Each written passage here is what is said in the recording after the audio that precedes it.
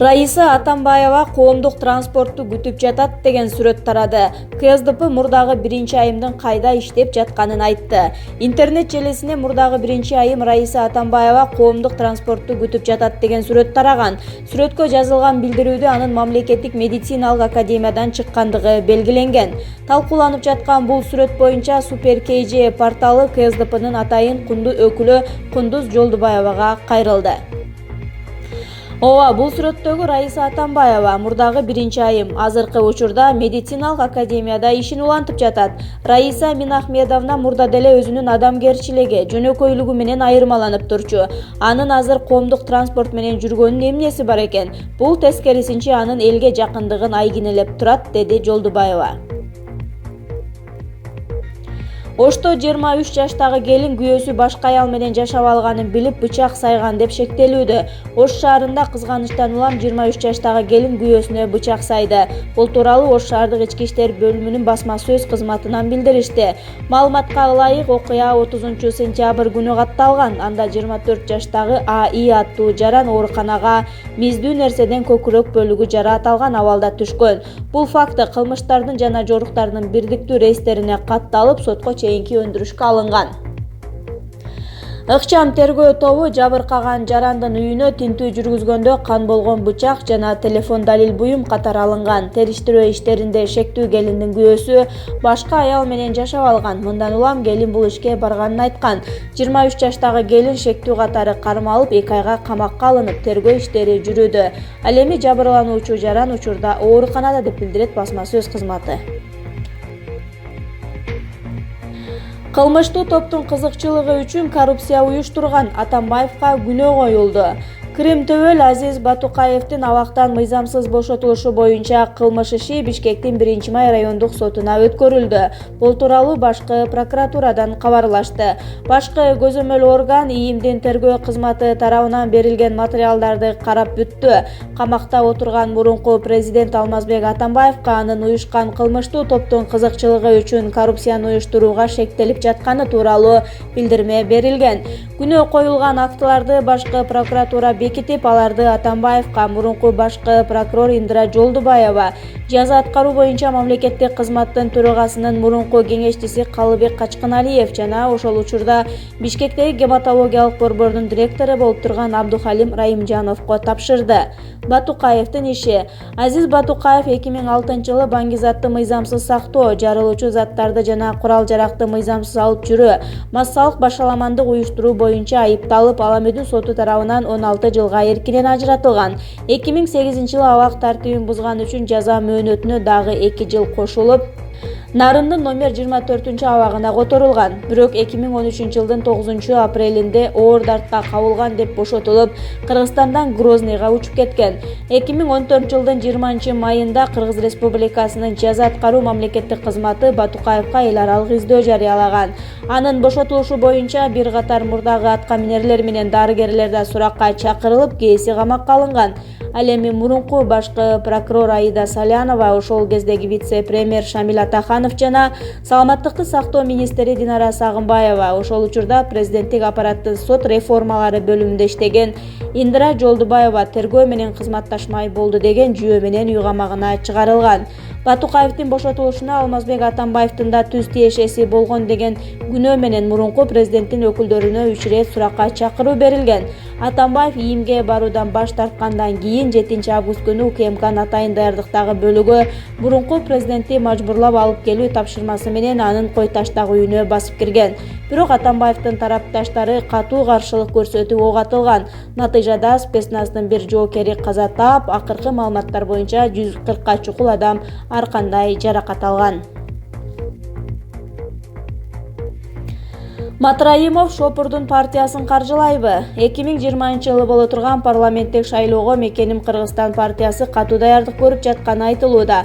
Бизге келип түшкөн маалымат боюнча мурунку президент Алмазбек Атамбаевдин Шопурунан президенттин кеңешчиси кызматына чейин жеткен Экрамжан Илмияновго таандыктелген Мекеним Кыргызстан партиясын мамлекеттик бажы кызматынын мурдагы орун басары Раим Матраимов жана анын үй бүлөсү каржылайт. Маалымат Булактын айтымында азыркы учурда саясатчылар, анын ичинен азыркы айрым депутаттар менен бул партия менен шайлоого баруу тууралуу тымызын сүйлөшүүлөр да болуп жаткан. Мындан тышкары Кыргызстан партиясы бийликтин колдоосун тапканы тууралуу кептер айтылды. Себеби КСДП 2-ге бөлүнүп шайлоого жетер-жетпеси бүдөмүк болууда. Эске салсак, Икрамжан Илмяновго УКМК тарабынан алдамчылык боюнча кылмыш иши козголуп, камакка алынган. Азаттыктын операторунун денесинен эч кандай жаракаттын издери табылган жок. Азаттыктын оператору Айбек Кулчумановдун денесинен эч кандай жаракаттын издери табылган жок. Бул тууралуу 24 KG агенттигине Ош шаардык ички иштер бөлүмүнөн билдиришти. Маалыматка караганда, мындай корутундуну соттук медициналык экспертиза чыгарды. Матраимовдордун үй бүлөсүндө иштеген багбандын денесинен жеңил жаракат алгандыгы аныкталды. Жабырлануучу Райымбек Матраимовдун тууганы эмес деп билдиришти шаардык ички иштер бөлүмүнөн. Эскерте кетсек, 28 сентябрда Ошто Азаттыктын оператору Айбек Кулчуманов Райым Миллион катары таанылган Райымбек Матраимовдун үйүнүн жанынан видео тартып жаткан. Бул убакта үйдүн аймагынан бир канча киши чуркап чыгып, журналисттин колун толгоп, дрондун пультун, телефонун жана камерасын тартып алышкан. Министр Чодуев калпайттыбы же билбейби? Кыргызстандан Орусияга алынып бара жаткан 118 тонна айыл чарба продукциясы артка кайтарылды. Мындай маалыматты Орусиянын айыл чарбасын көзөмөлдөө органы расмий сайтына чыгарды. Карай келсек, мындай фактылар толтура. Ошондо Чодуев парламентте туруп бети чымырап койбой элге калпайттыбы же биздин өлкөдөн чыккан канчалаган товарлар жетчү жерине жетпей кайра кайтарылып жатканын чын эле билбейби? Анын бул айтканын эшитип калган орусиялык кесиптештери анын желин чыгарып коелу деген таризде подстава кылып жаткан жокпу? Эске сала кетсек, Жогорку Кеңештин 1-октябрдагы тармактык комитетинин жыйынында Кыргызстандын айыл чарба министри Эркинбек Чодуев ЭАПке кирген мамлекеттер менен маселе жок экенин кашкайт айтып жатпады беле. Анын айтымында өлкөдөн жөнөтүлгөн товарларды чек арадан өткөрбөй койгон фактылар жок. Кыскасы суроо көп, бирок азырынча ушул министр мырзанын өзүнүн жообун күтөбүз.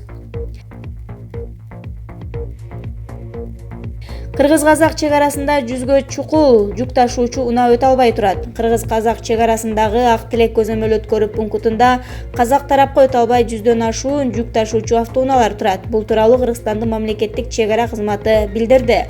Маалымат кылайык, Кара суу чек ара бекетинде инспекциялык көзөмөл комплекстеринин иши өзгүлтүүгө учураганы айтылат. Казак тарап саатына 4-5 гана жүк ташуучу автоунааларды өткөрүп жатат. Жеңил автоунаалар жана жөө жүргүнчүлөрдүн өтүшүнө чектөө жок. Чек ара кызматы билдиргендей, кыргыз тараптан эч кандай чектөө кирген жок. Башка өткөрмө бекеттерде кезек жоктугу да белгиленет. Өнөкөт бөйрөк оорусунан жабыркагандар көбөйүүдө. Кечээ 4-октябрда Жогорку Кеңештин Ата Мекен парламенттик фракциясынын кезектеги жыйыны өтүп, Кыргыз Республикасынын айрым мыйзамдарынын алкагында өнөкөт бөйрөк оорулары үчүн гемодиализ кызматын көрсөтүү маселелери талкууланды. Жыйынга тиешелүү өкмөт өкүлдөрү, тармактык мекемелер менен уюмдардын жетекчилери жана өнөкөт бөйрөк оорусу менен жабыркаган жарандар катышты. Маселе боюнча учкай маалымат берген Саламаттыкты сактоо министринин орун басары Эркин Чечейбаев өнөкөт бөйрөк оорусу менен жабыркаган жарандардын саны жыл сайын көбөйүп жатканына токтолуп, учурда 1235 жаран аталган оору менен ооруйт. Аларга 2018 жылга чейин тендердик негизде бир эле компания гемодиализ кызматын көрсөтүп келген. Бирок оорулардын саны акыркы жылдары көбөйгөндүгүнө байланыштуу башка жеке менчик клиникалардын кызматтарын тейлөө менен төлөө менен жеңилдетилген дарылоо системасын киргизүү зарылчылыгы келип чыкты, деди. Министрдин орун басары билдиргендей, азыркы тапта бардык оорулуу жарандар гемодиализди мурдагыдай кезек күтпөстөн керектүү учурда алууда. Анткени менен өкмөттүн кабыл алган жаңы токтомунда оорулуу жаран бир айда 12 гана жолу гемодиализден өтүү мүмкүнчүлүгү каралган. Калган дарылоону өзү чөнтөгүнөн төлөөгө мажбур. Ал эми көпчүлүк учурда оорулар бир айда 13-14 жолу гемодиализге муктаж болот. Ага ылайык депутаттар аталган чектөөнү алып салуу зарылчылыгын белгилешип, тиешелүү өкмөттүк мекемелер көйгөйдү тез арада чечүүсү керектигин кошумчалашты. Эл өкүлдөрү Сайдулла Нышанов менен Абдимухтар Маматов бул сыяктуу өнөкөт оорулардын алдын алуу жагын караштыруу менен калкты маалымат менен камсыздоону колго алууга чакырды. Жыйын соңунда Ата Мекен парламенттик фракциясы гемодиализге муктаж жарандарга керектүү каржылык маселелерди тез арада жолго коюуну жана дарылоо санын чектөө тартибин жоюуну тиешелүү министрликтерге тапшырды. Мугалимин кызганган Момбеков кимдин автоунаасын алма менен урган. Жыл сайын 5-октябрда дүйнөнүн 100дөн ашык өлкөлөрүндө мугалимдер күнүн белгилешет. Бул майрам 1994-жылы негизделген. Жогорку кеңештин депутаты Рыскелди Момбеков факты Кейжи менен окуучулук күндөрүнө байланыштуу эсте калган учурларын жана эскерүүлөрү менен бөлүштү. Мен Шекер орто мектебинде окудум. Мага деген арипти үйрөткөн биринчи мугалимим Жамалбек Кожомкулов болду. Бирок ал агай бизди 2 ай эле окутуп калды. Анткени кырсыктап каза болуп калган. Кыскасы, 1-класста 4 эже окутту. Мен мектеп осогосун аттагандан бери эле тентек болчумун. Бирок ушунчалык тентек болсом дагы эмнегедир эже агайлар мени жакшы көрүшчү. Же уюштуруучулук жактан активдүү болгонуманбы? Айтор бизде мугалимдердин көбү сырттан келчү, кошуна айылдардан же райондордон. Алардын баардыгы турак жайы жок болгондугуна байланыштуу жалгыз бой аялдардын үйүндө же батирлеп жашачу. Мен алардын үйүнө барып отун жарып берип, кыш айларында суу ташып берип турчумун. Ал эми улгайып калган мугалимдерге балдар болуп чогулуп, Тимур жана анын командасын уюштуруп, кээ бирлерин чөбүн жыйып, картошкасын казып берип жардам берчүбүз. Бир нерсеге бүгүнкү күнгө чейин күлкүм келет. Бир күнү классташтар менен кинодон келе жатканбыз. Биздин класс жетекчибиздин үйүнүн алдында ак түстөгү Жигули токтоп туруптур. Ал эжебиз аябай сулуу болчу. Акырын жанынан өтүп бара жатсак, биздин эже менен чоочун жигит сүйлөшүп туруптур. Биз көрүп алып аябай ичибиз ачышкан. Анткени буга чейинки жаңы келген эжелерибиз баары эле күйөөгө тийип кетчү. Биздин ичибиз ачышканы ошол. Эгер бул эжени ала качып кетсе, бизге башка эже келип калат. Андыктан ала качууга жол бербейли. Эми эмне кылабыз деп балдар менен үйгө барып, огороддон алмаларды жыйнап келдик. Баягы Жигулинин жанына келип, алмалар менен машинасын ура баштадык. Анан ал жигит машинасын жүргүзүп, эжени салып кетип калды.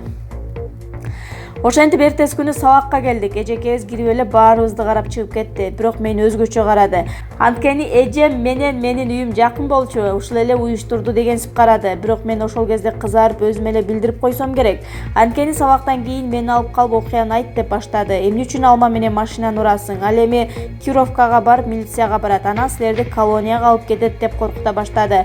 Ким баштады, ким уюштурду дегенден мен баштадым деп жооп бердим. Эмнеге деп суроо бергенде сизди ала качып кетебиз деп эле ичибиз ачышкан деп жооп бергенди айткам. Анан мени карап күлүп жиберди. Бирок кийин жолугуп калганда дагы күлгөн. Окуучулук кезде эле кызганчу элең. Башка балдардан айырмаланып, эли жериңе күйгөн, мекенчил бала болчусуң деп. Акыры ошентип жүрүп, саясаттагы өжөрлүгүн менен менин жүргөндүгүмдү айткан, деп депутат окуучулук күндөрүн жылуулук сезимдери менен эстеди. Депутат Айнура Алтыбаева жогорку кеңешке насвай алып келди. Кыргызстанга Индиядан аткезчилик жол менен насвай алып келинип жатат. Бул тууралуу депутат Айнура Алтыбаева жогорку кеңештин кечээ күнкү жыйынында айтты. Алтыбаева насвайды ала келгенин, ал жонган эмес, кооз таңгакталып, рахат алыңыз деген жазуусу бар экенин депутат айым белгилейт. Бул аткезчилик жол менен келгенин, чек арада демек көзөмөл да жок экенин Алтыбаева билдирди. Бул насвай пакети жөн эле кооз пакет эмес деп бадырайта жазганына караганда, адамдарды насвай чегүүгө үндөп жатат. Эгер биз жарандарыбыздын саламаттыгына чындап эле кам көрөлү десек, анда насвайга да, биз тамекиге да, алкоголдук ичимдиктерге да тыюу салган мыйзам кабыл алып, анын аткарылышын катуу көзөмөлгө алышыбыз керек. Ансыз мындай көйгөйлөрдүн чечилиши кыйын, деди. Айнур Алтыбаева ошондой эле азыркы күндө өспүрүм кыздардан насвай чегип тамеки тартып жатканын кошумчалап, бул көрүнүш келечек муундун ден соолугу үчүн зор сокку болорун белгиледи.